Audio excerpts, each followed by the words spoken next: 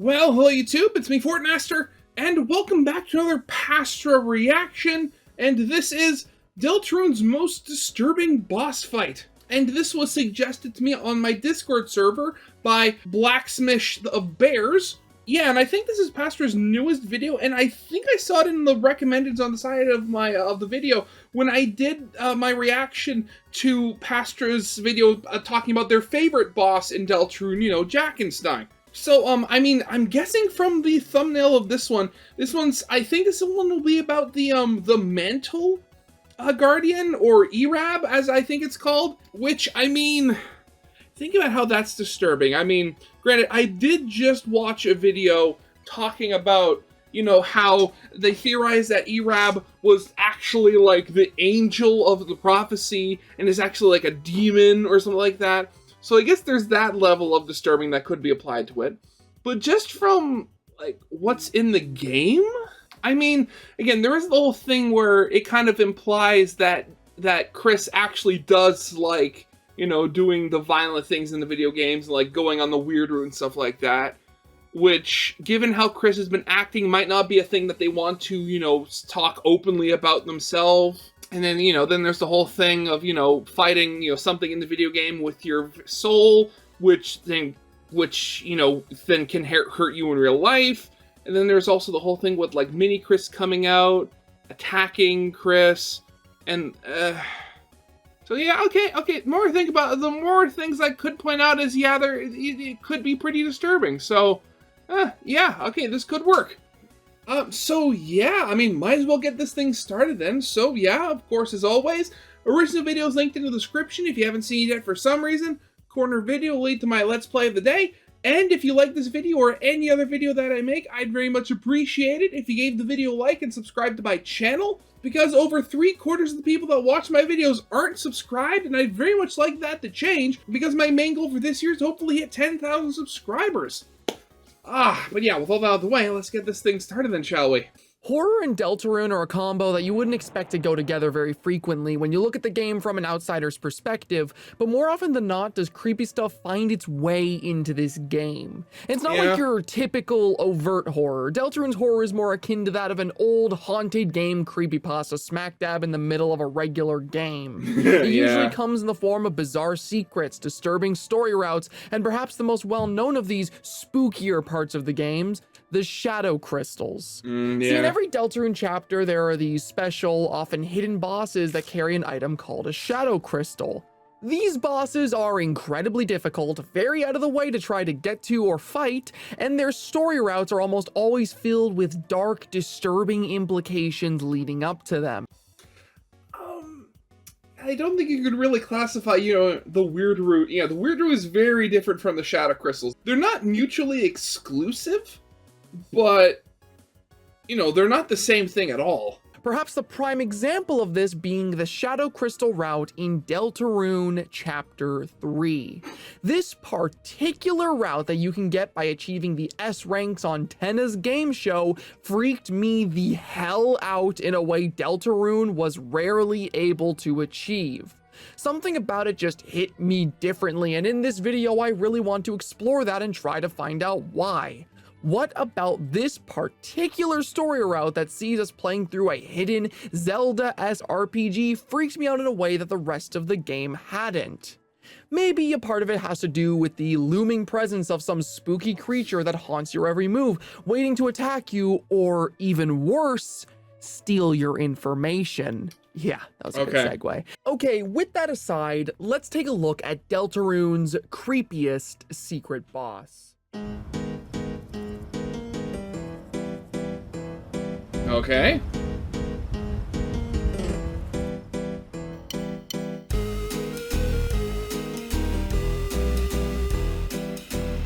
So I guess in order to lay the groundwork of what this boss is and why it freaks me out so much, we should first establish some context. The shadow crystals were first introduced in Deltarune Chapter 1 and are explained as being these items of pure darkness, named for the fact that you can't see them aside from their shadows. These items often fall into the hands of different characters in these chapters who are usually driven mad by the power and perceived freedom they provide. In chapter Perceived 1, it was freedom, that's a Jevil, good a way of mad describing it. jester who believed himself to be the only truly free being that was sealed away by Sham, the NPC who teaches us what a shadow crystal even is. In chapter 2, it was Spamton, a corrupted salesman driven to madness by his obsession with freedom. You know something I just noticed? You know, like Spamton's body is very much, you know, a knockoff of like Metaton Neo and stuff like that. I just noticed like this weird like triangle on his chest. It is almost identical in shape to the little shards that I've seen basically everybody use to depict the shadow crystals themselves. I don't know if that's intentional or not, but if it is, that's a nice little touch there. In chapter 4, it was Gerson, an old man who actually chose not to use the shadow crystal because he decided that the power of it was of no use to him. That leaves chapter 3. See, chapter 3 is interesting because unlike other chapters I just mentioned, chapter 3 is extremely unconventional with its shadow crystal. At the end of the chapter, there is the fight with the game's main villain, the Roaring Knight, who is at first presented as a mere scripted loss. But this isn't true. This boss is beatable, and beating it gets you that chapter's shadow crystal. So it isn't really a secret boss, rather just being a really, really hard one. I mean, I guess you could say that the secret in it is that it's a secret that, you know, it's not just an interactive cutscene, but an actual fight you can potentially win. Because, again, like, nobody knew that, you know, the Shadow Mantle...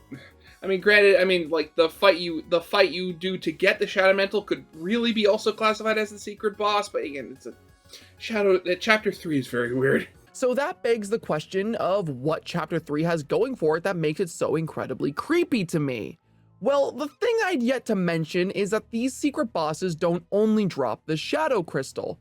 For every secret boss in a Deltarune chapter, they have a shadow crystal and an item associated with them that you also get as a reward for defeating them.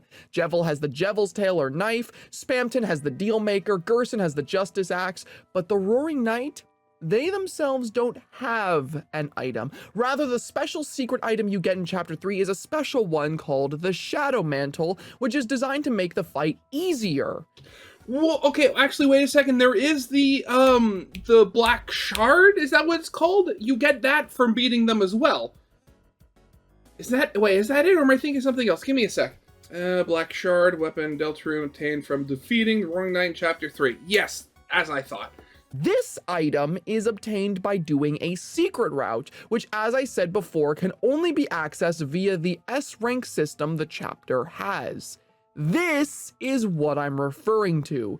The secret route you can take to get the Shadow Mantle and the secret boss waiting for you at the end of it. You see, chapter 3, as I said before, is filled with these Legend of Zelda-esque minigames you have to play throughout it. They're these goofy, fun game boards filled with slapstick moments, all the while you and your party and Tenna, the chapter's main antagonist, play them on a couch together like they're the Game Grumps or something. Oh god, Deltarune Game Grumps. Oh, that would be great. Actually, wait, have the Game Grumps played Deltarune? Let me check that. Oh, they have, but it was in like in a stream. And they haven't played. Last time they played was in 2019, so they haven't played the newest chapters yet. Oh, okay. Man, think about it. I haven't watched. I remember I used to religiously watch the Game Grumps back in the day. Man, now I only seem to ever remember that they exist when I come across like somebody who's done like an animated video based on like one of the jokes in their videos or something like that. Oh, I gotta check out their channel again, see what they're currently playing. By getting different grades on these boards and other challenges seen in the chapter, you're rewarded by gaining access to different rooms associated with your grade. The C rank room gives you access to, the water cooler, yes. Water cooler. The B rank gives you a gotcha mechanic in the form of this machine you can get items from. The A rank room allows you to replay old minigames and even access a new one. And the most prestigious of all, the S rank room gives us... literal garbage.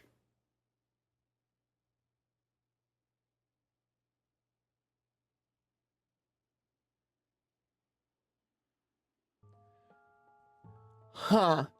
Yeah, this is your reward for getting an S rank. Some dingy, nasty looking changing room that juxtaposes the colorful look of every room before it. This was where I immediately became fascinated by what was going on this chapter. This was one of those things where the moment I saw it, I just knew this was how you'd access the secret route. And lo and behold, going to the end of this room, you get to speak to a very recurring NPC in this chapter, ERAM, who stands in front of a pair of closed doors. He tells you that this place was where Tenna had hidden the original version of the game he has you playing. A version without any alterations, a version where the player is able to express what true freedom is.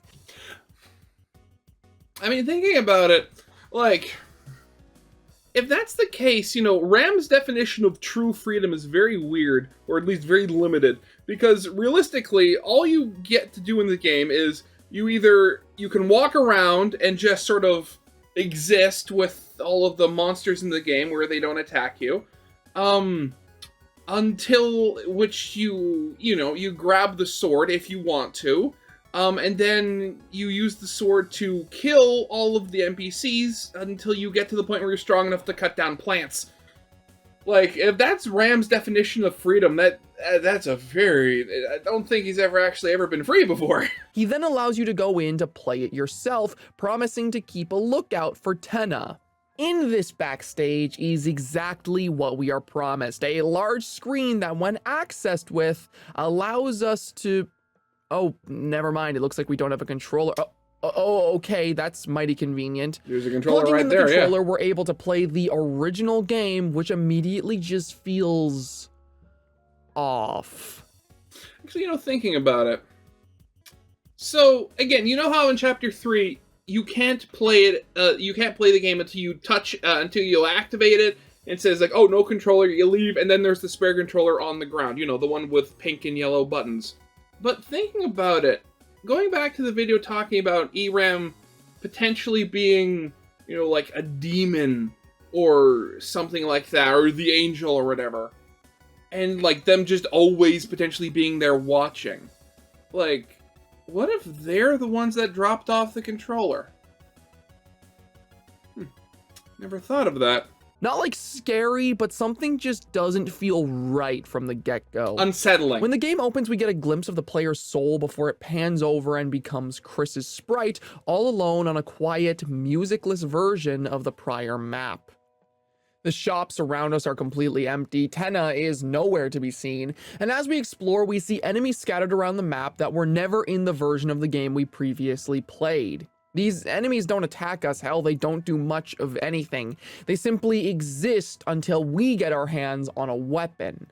Once we acquire this sword, the game changes. Music begins, and now the enemies actually fight us. In order to progress the game to experience the freedom that was promised, we have to go out of our way to kill every single enemy on the map.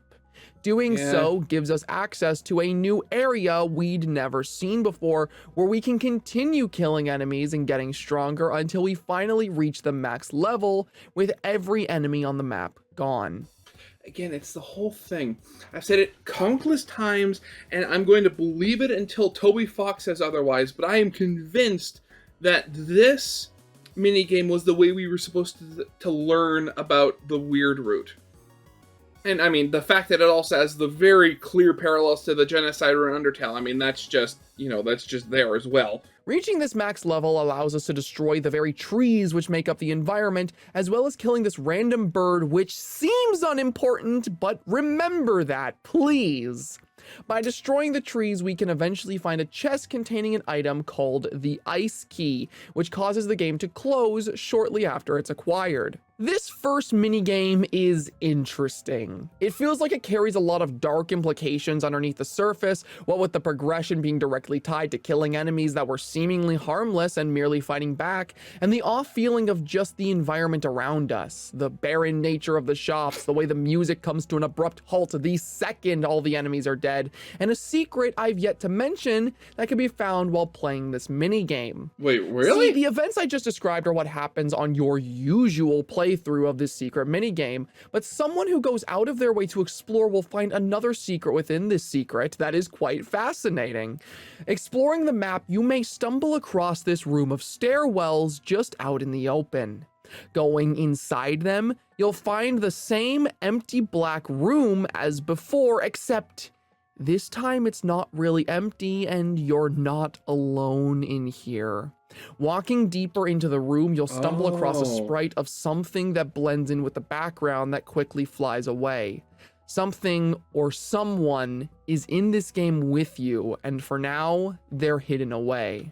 The more I hear of this, the more I'm convinced, yeah, maybe ERAM is the demon, or like the angel, however it is, just because, like, it is so creepy. Stuff like this and everything else I described prior just makes this entire minigame feel like something we are actively not supposed to be playing. And it only gets worse once we boot up the second of these minigames the chapter has. The second minigame sees us following up directly after the events of the previous one. We find ourselves on the tropical map from Tenna's second game board, still carrying the ice key from before. Exploring this map, it's very much the same song and dance that we become accustomed to. We find a sword, kill the enemies around the map, gain access to new areas, until we arrive at this northern part of the map we'd never seen before. Yeah, which makes it, because this area was blocked off by Tenna. Which, actually thinking about the implications of that. So, like, you know, Tenna made his version of the boards out of this game, but he specifically blocked off the area. Meaning he potentially knew what was up here. And obviously never got around to modifying it. It's covered in ice, and at the very top, there is a door that can only be opened with the key from the previous minigame. Using the key, we gain access to the Ice Temple, and this location is where things take a very morbid turn for the worse. See, traversing this area, we eventually come across this ice mage who we're able to use to freeze enemies and get through parts of the map that were once inaccessible to us. Yeah, that sounds familiar. Point of view, this wouldn't seem that bad, but in the context of the deeper story of Deltarune and its alternative routes, this is fucked. To help you understand why this is so disturbing for someone who may not know, Deltarune has an alternative route that is first accessible in the game's second chapter. The route is known now as the Weird Route, but at the time it was discovered, it was referred to by Snowgrave. This is Deltarune's dark story route. It's equivalent to Undertale's Genocide. In this route, you abuse an ability given by having Noelle in your party that allows her to freeze any enemy she encounters. For every enemy frozen, she gets stronger, and those enemies are just left laying there as frozen corpses. The entire route is essentially us as the player manipulating Noelle and forcing her to kill everything she sees until Chapter 2's Weird Route comes to an emotional climax with her killing her childhood friend Birdly, leaving him in a coma in the light world in the chapters after. Yep, heard all this before.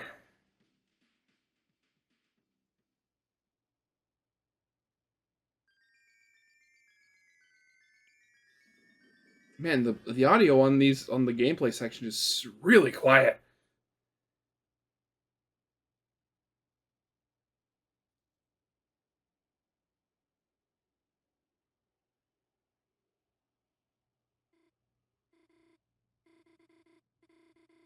Yeah, this is really quiet.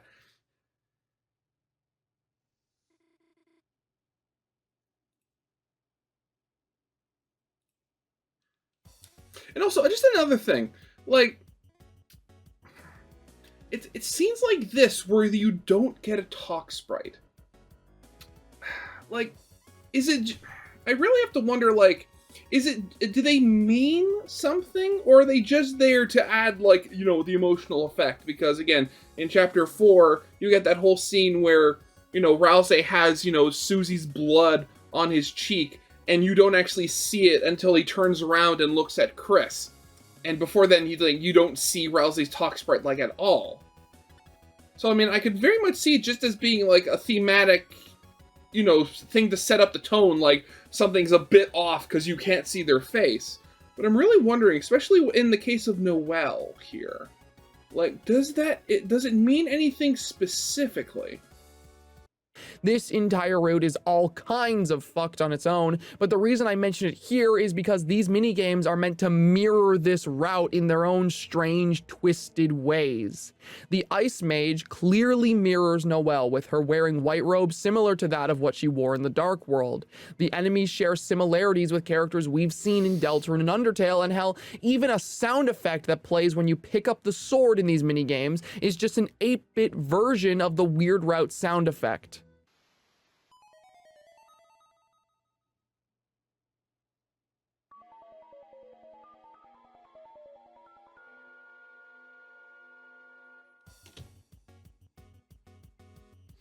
I mean, I can definitely hear the similarities there. I mean, I never noticed them, actually. But the old one very much seems more in line with just, you know, the traditional Zelda. But at the same time, if they are meant to mean the same thing... Oh. God, again, so freaky. Even the way the enemies are frozen here is just like the sprites of the enemies Noelle freezes, complete with a blue bird that can be killed for quite literally no reason. Told you that was important. Yeah. This entire thing has some scary implications to me that I won't fully get into until we've discussed everything here, but holy shit, when I realized this was what was going on, it freaked me out. The Weird Route itself already felt like stumbling across some creepypasta-esque storyline right in the middle of the game. It's so especially dark for both Undertale and Deltarune that it just didn't feel real, and it's so out of the way to even access that many people just never see it. So to have this minigame directly relate back to it, it just adds further to that feeling of wrongness radiating from the entire thing. Once you make your way through the level with the Ice Mage, you arrive at a door that has a red pair of devil horns adorning the top of it. Just to like open Chris's this door, headband. the ice key is used up, as is the Ice Mage, and you're able to enter. You know, going back, that whole thing, what I said before about, you know, my, you know, heartfelt idea that, you know, we were supposed to discover, you know, again, the weird route through here. The idea, what if these are supposed, like, teasing, like, hints about things that might happen in, like, the future chapters of the weird route? Everybody thinks that, you know, making Noelle more powerful. Like, I've heard some people suggest, it's like, oh, it's for, like, breaking the prophecy, for, like, true freedom or something like that. Others have said, it's like, oh, we're making her stronger so that you can, like, move the soul into her for whatever reason. But what if, you know, like in the minigame here, we're making her stronger simply so that she can be of better use passing some future challenge. At which point she herself, like the key and the Ice Mage, will be used up.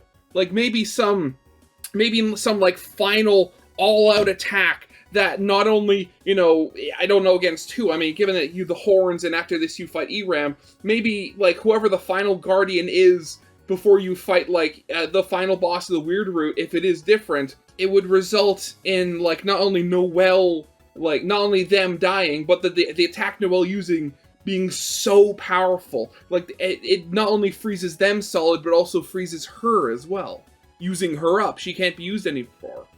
But with her being the key, maybe that's all she was needed for in the first place. Inside the room is pitch black darkness. We walk through a dark void for a time before a voice speaks to us. The voice of the being we saw lurking in the previous minigame. It says, "Well done. You found my secret hiding place. But there's nothing here, is there?" Going deeper inside, you find a very interesting item, the shelter key with the mysterious voice seemingly happy that you found it. You are then told that Chris was used up and the second minigame closes. The third minigame is definitely the most interesting. We gain access to it near the end of the chapter after Tennis Studio has been largely abandoned and the darkners within it begin turning to stone. Going into the S-Rank room one final time, We find a half-petrified Ram who stands in front of the game room asking you to push him aside to play. This moment was incredibly interesting to me because myself and everyone else who played this for the first time went in fully expecting that Ram was going to be the secret boss. I mean, Ram has secret boss written all over him. He was this mysterious character who appeared in the chapter and seemed greatly out of place. He knew much more about what was going on than he originally let on, pushed you to find the secrets the game was keeping from you. It felt so obvious that it had to intentionally be a red herring. Something about seeing him here half petrified, waiting to be pushed out of the way so we could continue the game. It's both a tragic moment, but one that filled me with a certain dread, because that then begged the question of who this secret boss would be, if not him. You know, that's another thing I'm just thinking about. Chapters 3 and 4 have a very weird relationship with, you know, Darkners turning to stone. I mean, we learn in Chapter 2 that Darkners who, like, aren't from, you know, a certain dark world created by we learn, you know, in Chapter 2 that Darkners who are from, like, different dark worlds created from different dark fountains will eventually petrify and turn to stone. And we kind of get the idea in Chapter 3, at least in the beginning, that if you make yourself fit in, you'll last longer in the dark world. I mean, there's the reason, that's one of the reasons why people theorize that Rules lasted so long in Chapter 2, because he was trying to make himself fit in and to be like, you know, Queen's lackey and stuff like that. But then you get to the end of Chapter 3, and seemingly like almost every Darkner is slowly beginning to turn into stone at this point.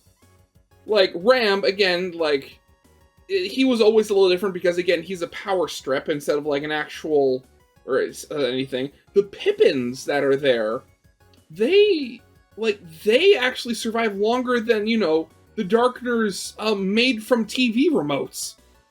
So I really have to wonder, like, what is going on? Like, there's obviously some finer points to, like, the whole, you know, Darkners turning to stone process here that we don't know or haven't figured out or anything. But what are they? That question would soon be answered upon playing the third minigame, which right off the bat is easily the darkest of all of them. We find ourselves in a city accompanied by both Susie and Rousey. No enemies can be found anywhere, it's empty. And yet we must continue to level up if we want to proceed. Seeing no other alternative, we turn our sword on our friends, killing them both, which noticeably gets a physical reaction out of Chris when we do. Again, another thing that might feed into the whole idea that, you know, this is foretelling what will happen in the weird route. Eventually, at some point, possibly, you know, in the future, you know, Chris or, you know, the player will have to fight both Susie and Rousey and defeat them. Possibly after using up Noelle. Hey, who knows? Maybe using up Noelle will be the catalyst for the fight between Chris and Susie and Rousey. By killing them, we're able to go deeper and access the final dungeon. We make our way through, killing enemies as usual until we are max level and make our way into the lair of our stalker, the shelter, which Chris actively tries to avoid entering by taking control away from us before we're able to enter. We push forward despite their protest, however, and once inside, we're met with the being who reveals themselves as the current holder of the Shadow Mantle, an entity who I will be referring to as ERAM, as that is what the character's theme is called in the soundtrack, and it's the name the community has taken to largely using. Or alternatively, as Shay has so kindly put in the, you know, the comment section below, John Mantle. ERAM taunts Chris in their final encounter, mocking them for their pursuit of the Shadow Crystals and even implying that Chris actively enjoyed the experience. He then gives us a final challenge: beat him and the Shadow Mantle will be ours. And so the secret boss begins. This fight is so interesting to me for a couple of reasons. Firstly, just the novelty of us having a challenging secret boss in an entirely unique medium compared to all the others. Yeah, actually think about it, yeah, right, because this is like, out of all the boss fights in the game, this is the only one that's in real time. Having this boss take place in the Legend of Zelda style gameplay format makes it uniquely challenging because it challenges the skills we've learned strictly from this chapter rather than the usual bullet hell style JRPG that Deltarune is. As well as this, it has some very interesting lore implications that stand out so much to me.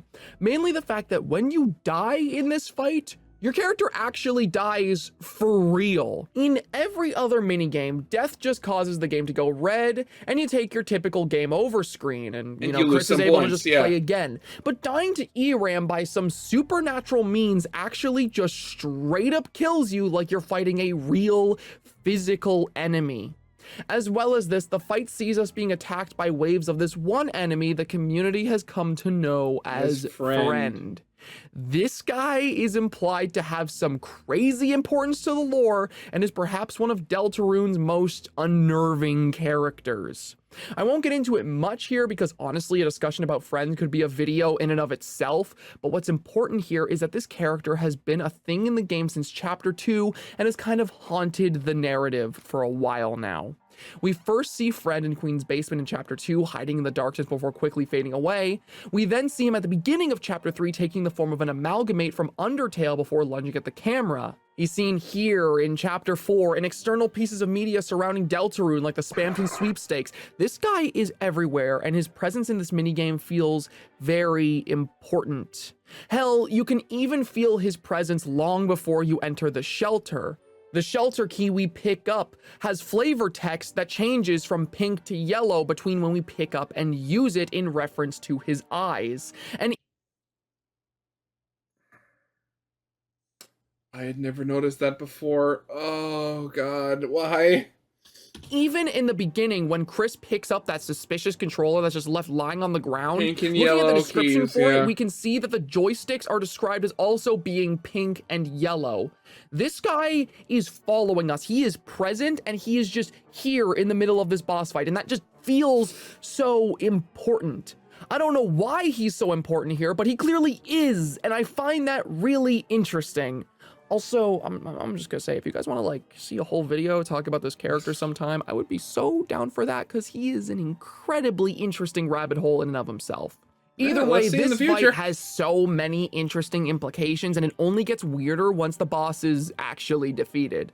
Beating ERAM causes him to leave you to get your hands on the Shadow Mantle, except something here is wrong. The Shadow Mantle is in a chest just out of reach behind a wall, and there's no way for our little 8-bit Chris to grab it. Seeing no other options, we attempt to advance to the next room, only for the Chris sprite to walk out of the screen into reality and begin walking towards the real Chris, who just backs away in abject horror. After this moment passes, Chris can then walk along the same path into the video game to grab the Shadow Mantle for themselves.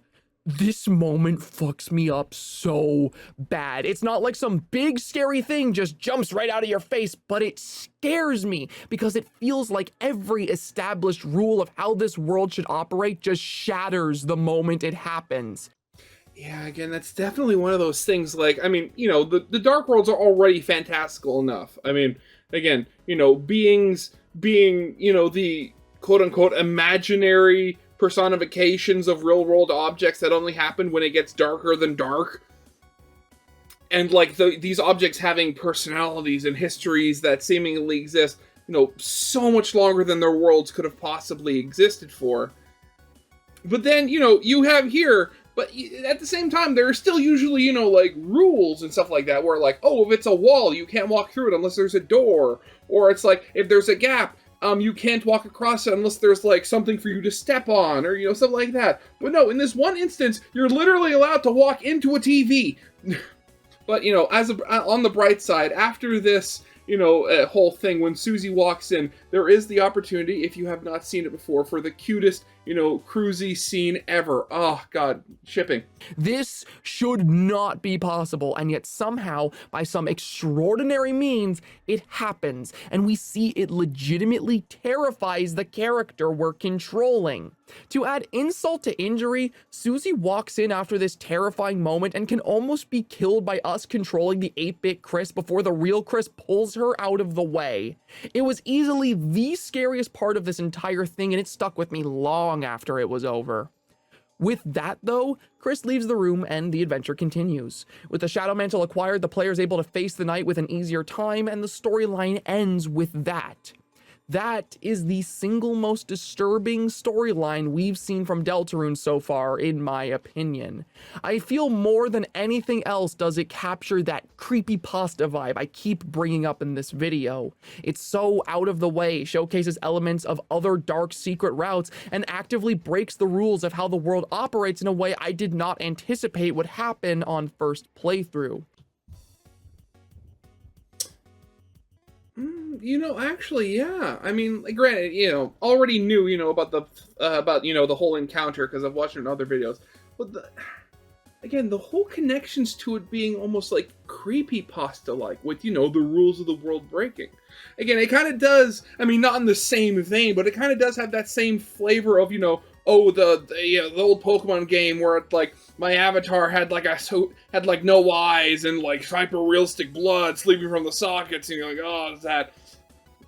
Where it's like it's not as overt or like gory or something like that, but it hits that same level of just this shouldn't be possible with everything we've experienced up to this point. Man, thinking, and again with all the connections back to the weird root.